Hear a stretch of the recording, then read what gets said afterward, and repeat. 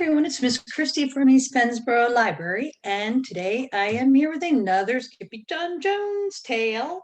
Today we are going to read Skippyjon Jones in Mummy Trouble. And I don't think they mean his mummy, by Judy Schachner, and Scholastic Books is giving me permission to read this out loud to you today.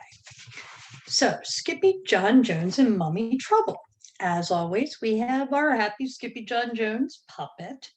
And today at the end, I'm going to share some Skippyjon Jones coloring pages that you could print out at home if you want and color them. And before I start, I want to tell you, Miss Kristy might have to pause a little bit today and take a drink of water, because if you go outside and you look at your parents' cars or your grandparents' cars or your neighbors' cars, there's yellow laying on them, and that's pollen, and that's what makes people's allergies act bad. And Miss Kristy doesn't get sick, but my throat gets very, very scratchy. So I might have to pause and take a drink. So let's get this story started. All right. So Miss Kristy took a drink and I'm back, and I'm going to share the PowerPoint with you for this Skippyjon story. And there we go, Skippyjon Jones in Mummy Trouble.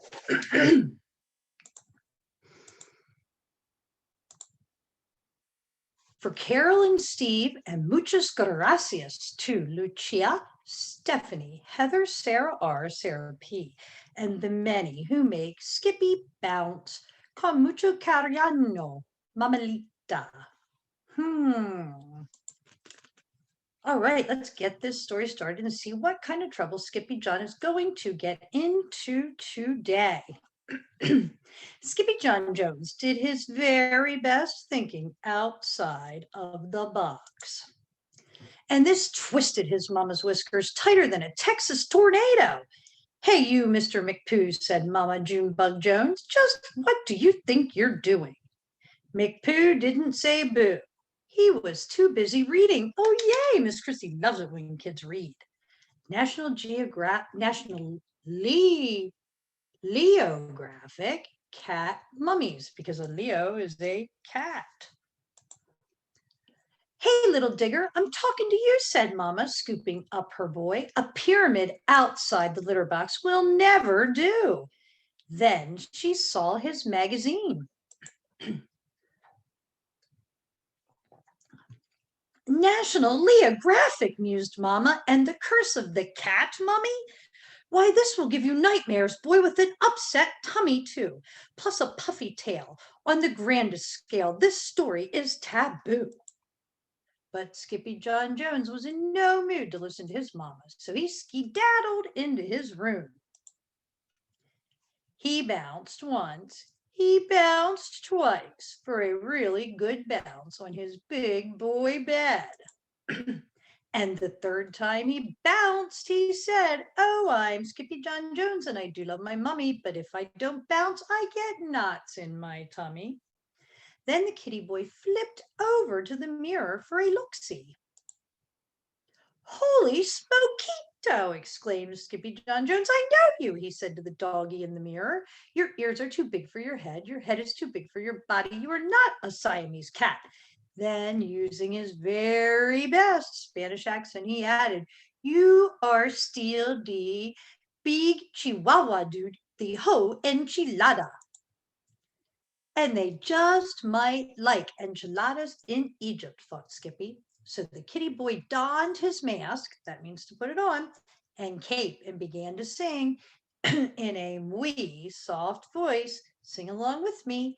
My name is Scapito Frisquito, and I'm off to see old Chito.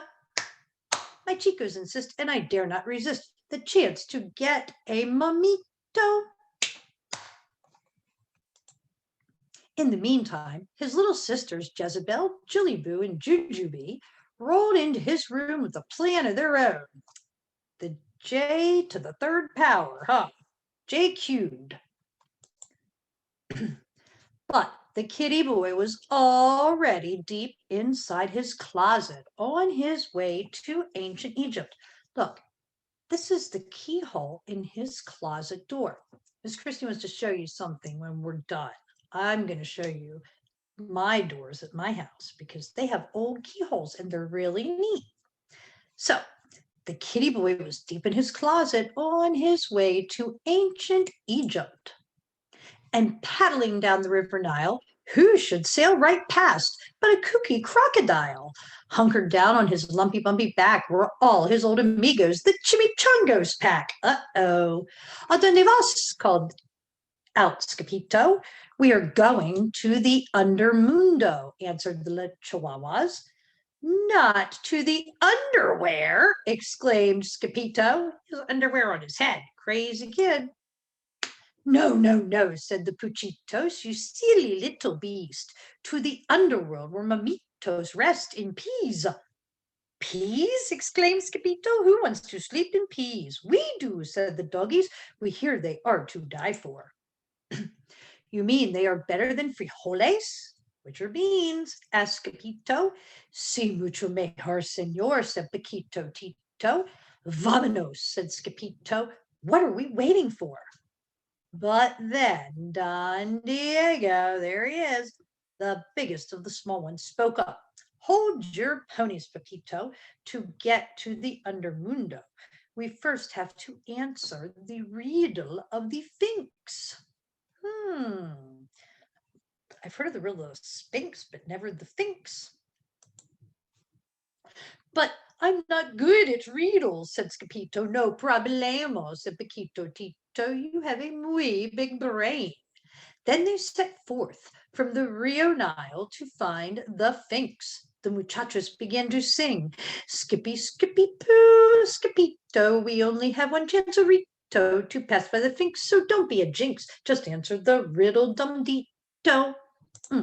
Pause. The muchachos arrived at 4 o'clock sharp, but the Finx had been waiting forever. Don't let the gato get your tongue, dude, said Don Diego. What cat? Where? Asked Skippyjon. The cat there, said the perritos, pointing to the Finx. We'll have to see where he's at. But before he could say anything, whose ears are too big for his head, and who loves to bounce on his bed, who creeps on all fours through his own closet door, straight into the land of the dead. Skippyjon knew the answer to this riddle, but he was so nervous he coughed up a little fur ball. You call that an answer, dude? Said Don Diego. The answer, bellowed the Finx. So with his permission, the perritos were free to pass on to the tomb of King Rootin' Tootin' Kitten Kabootin. When they finally reached the pyramid, the doggies burst into song and dance. Oh, see, oh, say, oh, cerise. Our boy had a touch of virus. He coughed up a ball, so the Finx made a call, and now it's inscribed on papyrus. But when Skippyjon saw how dark it looked in the pyramid, he began to feel queasy. My tummy hurts, he groaned, and my tail is getting puffy too. But his chicos would not comfort him. They just wanted their peas, por favor. Are you not El Scapito Fresquito, the great sword fighter? Asked Paquito Tito. Si, declared Skippyjon, that is me. Then do your duty, dog, commanded Don Diego. So Skippyjon drew in a deep breath and dove into the darkness of the musty old tomb, chanting, peas, por favor, peas, por favor, peas, por favor. He rocketed through the vault like a fur-covered comet until suddenly, smackito, Skippyjon hit a wall and knocked himself out cold. Oh, no. Soon after, 3 goddesses emerged from the shadows to prepare the kitty boy for his journey to the undermundo, that's the underworld. First, we salt and pepper him, said Ba, the first goddess, and sprinkled him with lucky charms, said Da, the second one. Then we wrap him and roll him and bundle him tight, said Bing, the third goddess, and blow him a kiss and say nighty-night.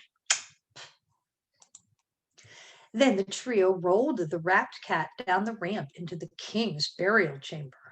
Across the room stood a 4,000-year-old sarcophagus of King Rootin' Tootin' Kitten Kabootin. There's the sarcophagus. It's like an old coffin. And just as they were about to deliver El Scapito Mamito, he rolled right into the feet of the old moldy mummy. Bada bing, moaned the king as he stretched out his paws. I need to rest in peace.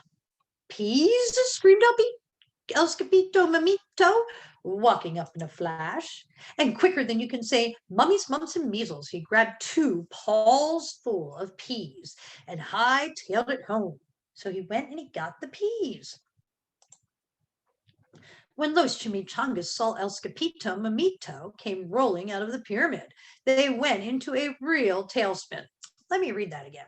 When Los Chimichangas saw El Scapito Mamito come rolling out of the pyramid, they went into a real tailspin. Then all the doggies began to chant, green chicarios, hot green chicarios, got the best chicarios in the world and those that Scapito holds. But El Scapito Mamito was too scared to slow down. He was scared of that mummy in the sarcophagus. So he chucked the peas at his chicos and kept on running straight into the arms of his mummy. What's the matter, Fuzzy Bug? Asked Mama Junebug Jones. Skippyjon looked back over his shoulder to see if the 3 spirits were still chasing him. Bada bing, he wailed, dropping the last of the peas. Then 3 giggling goddesses raced into the room after Scapito with their puppets and a roll of toilet paper. Look, it's his sisters. We're going to wrap you and roll you and bundle you tight, they sang, and check you for cooties, then kiss you goodnight. That night, Skippyjon Jones was bouncing on his big boy bed.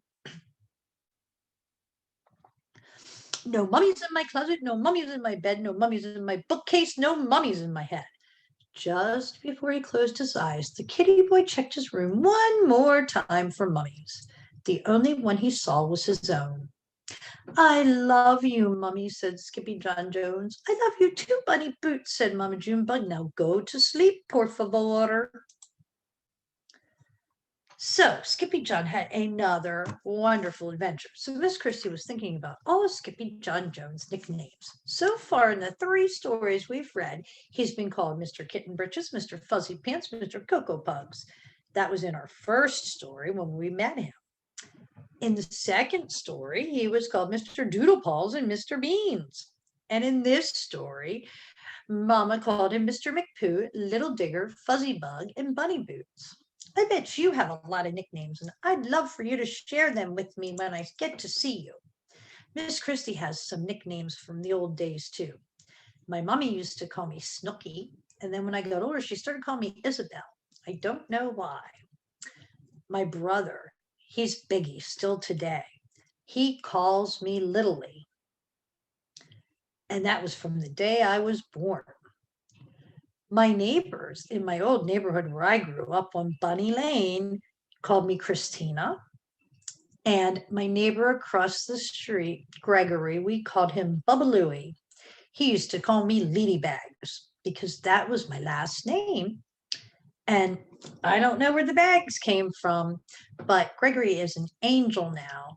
And I love the fact that I can still hear him say Ladybags. And then as I got older, my name changed and people started calling me Scrag. And then my students started calling me Mama Scrag. And now my silly son calls me Big Sauce all the time. So think about your nicknames. And I would love for you to share some of them with me because everybody's got something fun that they can share. I want to show you a picture very quickly of the door in my house because I was thinking about this. This is what a door to a closet with a keyhole looks like. My house is old and all of my doors have keyholes like that for something called a skeleton key. And that's what Skippyjon was looking through. Very interesting. All right, so here is where Miss Kristy always tells you what you need to do. And today I've got a lovely butterfly mask to put on. We're going to be reopening at the library in the next few days. And I want to remind you to be patient with us and to make sure you wear your mask when you come in the building before you even get to the door for your own safety as well as everyone else's. And we're going to continue to make it as safe as possible for you. And remember, whenever you go into a store or around people you don't know, make sure you mask up.